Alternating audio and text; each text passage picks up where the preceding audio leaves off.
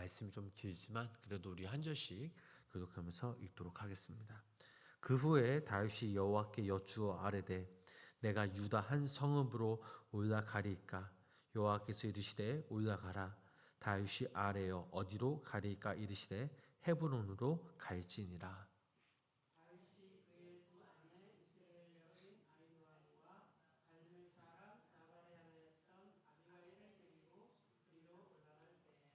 또 자기와 함께한 추종자들과 그들의 가족들을 다윗이 다 데리고 올라가서 헤브론 각 성읍에 살게 하니라.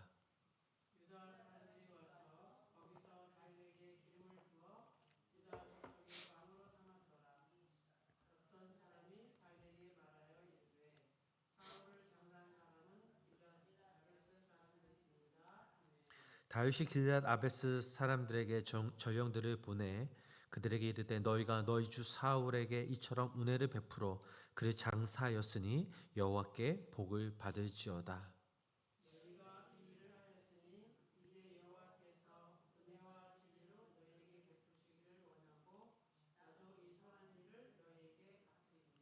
이제 너희는 손을 강하게 하고 담대히 할지어다.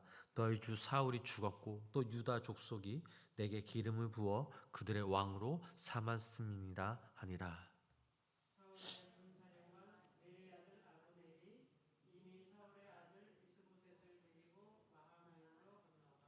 길르앗과 아수가 이스라엘과 에브라임과 베냐민과 온 이스라엘의 왕으로 삼았더라.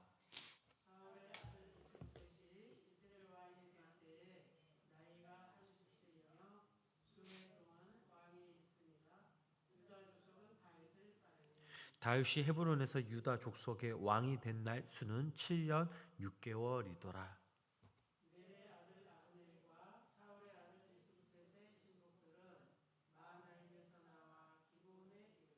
수루의 아들 요압과 다윗의 신복들도 나와 기브온 목가에서 그들을 만나 함께 앉으니 이는 못 이쪽이요 그는 못 저쪽이라.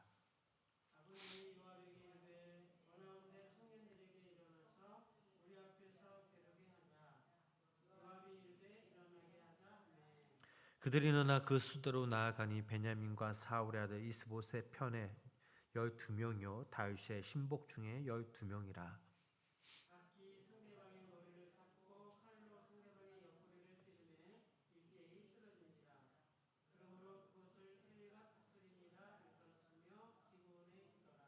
그날의 싸움이 심히 맹렬하더니 아브넬과 이스라엘 사람들이 다윗의 신복들 앞에서 패하니라.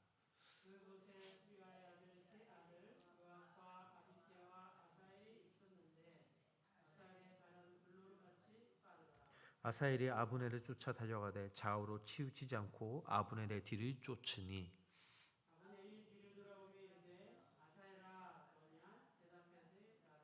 아브넬이 그에게 이르되 너는 왼쪽으로나 오른쪽으로나 가서 청년 하나를 붙잡아 그의 군복을 빼앗으라 하되 아사헬이 그렇게 하기를 원하지 아니하고 그의 뒤를 쫓으매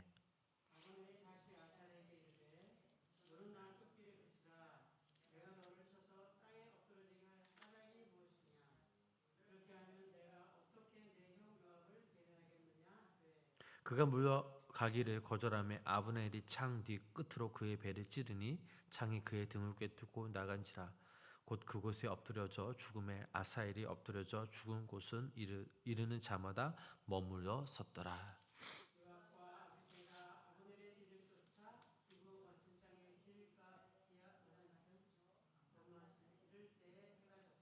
베냐민 족속은 함께 모여 아브넬을 따라 한 무리를 이루고 작은 산 꼭대기에 섰더라.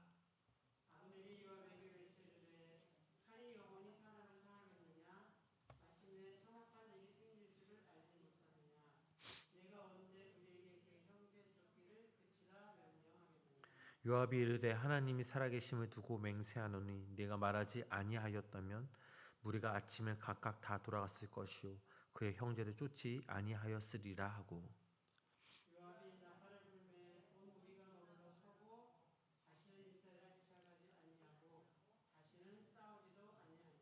아브넬과 그의 부하들이 밤새도록 걸어서 아라바를 지나 요단을 건너 비드론 온 땅을 지나 마하나임에 이르니라.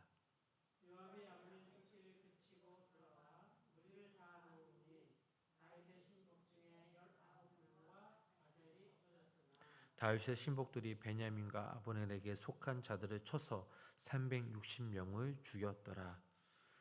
우리가 아사엘에 들어올려 베들레헴에 있는 그의 조상묘에 장사하고 요압과 그의 부하들이 밤새도록 걸어서 헤브론에 이른 때에 날이 밝았더라.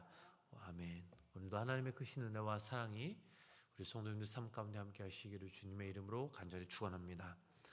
오늘 본문 이 말씀을 통해 한 사람의 인생이 어떻게 하나님 앞에서 구별되었는지 우리는 보게 됩니다. 사울 왕이 죽었습니다. 이스라엘의 한 시대가 막을 내렸습니다. 이제 자연스럽게 다윗 왕이 세워져야 합니다. 하나님께서 왕은 이미 정해 놓으셨습니다. 바로 다윗이죠. 그런데 조금 이상하지 않습니까? 하나님의 뜻은 분명한데 현실은 전혀 그렇게 흘러가지 않습니다. 오늘 이 본문 말씀을 읽어보면 하나님의 뜻과 현실 사이의 긴장을 보여줍니다. 다윗은 기회를 잡을 수 있는 순간이 분명 있었습니다. 사울이 죽었고 다윗을 방해하는 사람도 없었습니다. 그런데 여기서 다윗은 멈춥니다. 자, 본문 2절 말씀을 읽어보면 그 이유가 나오죠. 자, 우리 2절 본문 1절 말씀입니다. 한번 본문 1절 말씀 우리 다 같이 함께 읽어보겠습니다. 그 후에 다윗이 여호와께 여쭈어 아뢰되 내가 유다 한 성읍으로 올라가리이까 여호와께서 이르시되 올라가라. 다윗이 아뢰되 어디로 가리이까 이르시되 헤브론으로 갈지니라. 아멘. 다윗은 하나님께 질문합니다. 이 질문이 쉬운 것 같지만 절대 쉽지 않죠. 반대로 우리를 생각해 보면 우리는 이미 답을 정해놓고 하나님께 확인만 받으러 갈 때가 분명 있습니다. 그런데 다윗은 다르죠. 그 결정을 하나님께 믿고 맡깁니다. 이것이 다윗의 특징이죠. 그는 자신의 생각대로 움직이지 않았습니다. 그는 행동하기 전에 하나님께 2번이나 물었습니다. 올라갈까요? 어디로 가리이까? 이렇게 하나님께 묻는 삶, 하나님을 의지하는 삶, 이 단순한 삶을 다윗이 살았습니다. 그리고 이 단순한 하나가 다윗을 다윗되게 했습니다. 또 하나의 다윗의 모습을 볼 수 있죠. 바로 관대함입니다. 우리 본문 5절부터 7절 말씀 우리 함께 읽어보도록 하겠습니다. 5절부터 7절 말씀입니다. 다윗이 길앗 야베스 사람들에게 전령들을 보내 그들에게 이르되 너희가 너희 주 사울에게 이처럼 은혜를 베풀어 장사하였으니 여호와께 복을 받을지어다. 너희가 이를 하였으니 이제 여호와께서 은혜와 지혜로 너희에게 베푸시기를 원하고 나도 이 선한 일을 너희에게 갚으리니 이제 너희는 손을 강하게 하고 담대히 할지어다. 너희 주 사울이 죽었고 또 유다 족속이 내게 기름을 부어 그들의 왕으로 삼았음이니라 하니라. 아멘. 다윗은 자신과 대척점에 서 있었던 사울이 죽었다라는 것을 기뻐하지 않았습니다. 오히려 슬퍼하며 애통했습니다. 뿐만 아니라 방치되어 있던 사울의 시체를 거두어 장사해준 길앗 야베스 사람들에게 다수의 전령들을 보내 그들에게 감사의 뜻을 전했습니다. 그런 그들의 행동에 대해 하나님께서 복을 내려주실 뿐만 아니라 자신도 길앗 야베스 사람들에게 갚을 것이라 약속했습니다. 어떻습니까? 그냥 말로만 흉내내는 우리 시대 속에선 참 보기 드문 모습 아닙니까? 우리의 첫 반응은 어떻습니까? 억울하면 복수하려 하죠. 상처를 받으면 거리를 둡니다. 손해보며 계산하죠. 하지만 다윗은 다릅니다. 진심을 담아 사람을 대하고 관대하게 대하는 것이 다윗의 특징이었습니다. 그런데 우리가 여기서 주목할 것은 바로 이 일이 다윗이 왕이 된 후 첫 번째로 행한 공식적인 일이라는 것입니다. 이 사람 다윗이 무엇을 귀하게 여기며 앞으로 어떻게 살아갈 것인지 우리는 이 본문 말씀 통해 다윗의 모습을 상상해 볼 수 있다라는 사실이죠. 세 번째로 이 본문 말씀 통해 다윗은 기다렸습니다. 다윗은 사울 왕 제위 시절 이미 사무엘을 통해 차기 이스라엘의 전체 왕으로 낙점되었습니다. 그럼에도 불구하고 그는 그 이후 줄곧 도망자의 삶을 살아갔습니다. 뿐만 아니라 사울 왕 사울에도 기껏 유다 한 지파의 왕으로 세움을 받았을 뿐입니다. 게다가 이해되지 않는 것은 사울 왕의 남은 아들 이스보셋이 11지파의 왕이 되어 2년을 통치하다 막을 내렸다라는 것이죠. 자, 그렇다면 다윗이 헤브론에서 유다 지파의 왕으로 있는 것은 2년이어야 되지 않겠습니까? 그런데 오늘 본문 말씀 10절로부터 11절 말씀을 읽어보면 다윗이 유다 족속의 왕으로 있었던 나는 7년하고도 6개월이었다라고 증거하고 있습니다. 무엇을 말하는 걸까요? 지루한 기다림의 시간이 사울의 그 아들 이스보셋의 종말 이전 그리고 혹은 이후에도 5년 6개월이 더 있었다라는 것이죠.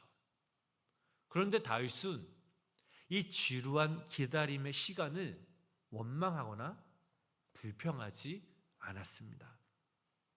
오히려 하나님의 때, 하나님의 방법으로 이루어지기까지 기다렸던 거죠. 앞서 말씀드렸던 다윗을 다윗되게 했던 그 두 가지의 삶을 훈련해 갔습니다. 그 결과 7년 6개월이 지난 그 하나님의 때가 이르렀을 때 다윗은 이스라엘의 전후에 비교할 수 없는 왕이 없을 정도로 온전한 왕으로 설 수 있었던 것입니다. 우리도 이런 시간을 살고 있습니다. 기도했는데 응답이 없는 시간들, 약속이 있는데 이루어지지 않는 시간들, 노력했는데 결과가 없는 시간들. 그때 우리는 하나님께 이렇게 말하죠.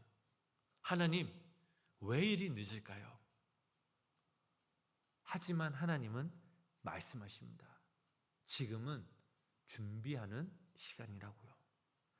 여기 모인 우리 성도님들이 믿음과 소망, 인내를 가지고 그 하나님의 그 때를 믿음으로 기다리시길 주님의 이름으로 간절히 축복합니다.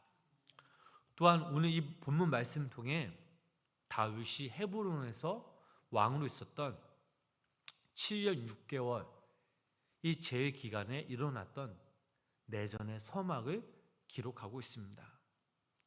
우리는 이 사건을 통해 그 7년 6개월이 긴장의 연속이었고 서로 날카롭게 대결하는 헬과 핫수림 그 시간이었음을 우리는 알 수 있습니다.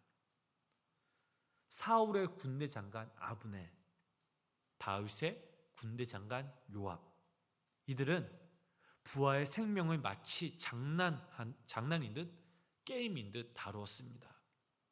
그리고 곧 이어 모두가 피비린내 나는 그 죽음의 레이스에 뛰어들었습니다.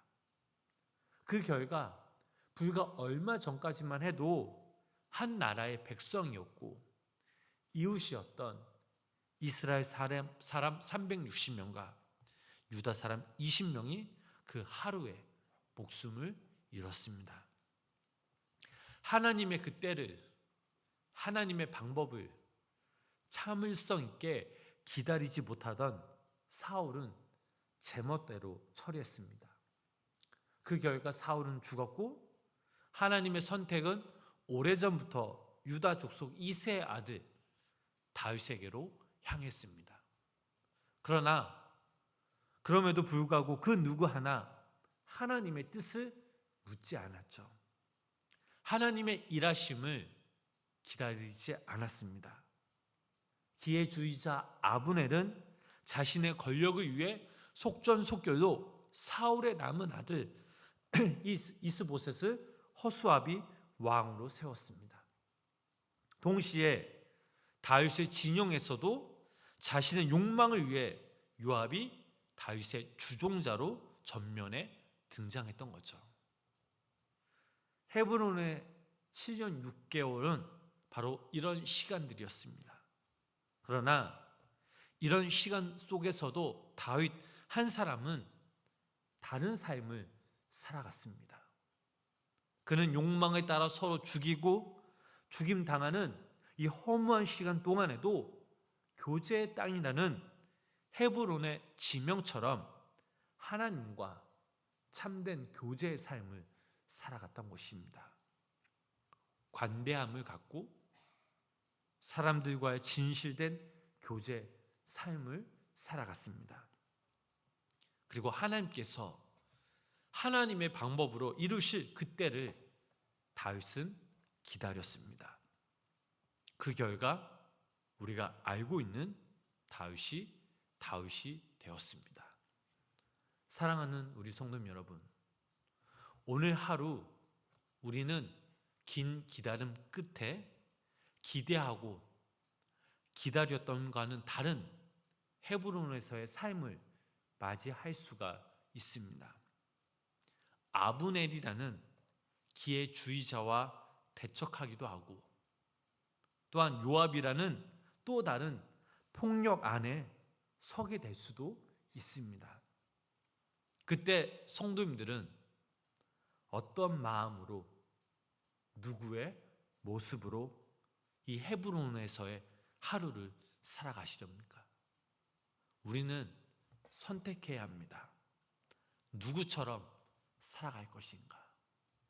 그리고 지금 이 새벽 결정해야 합니다.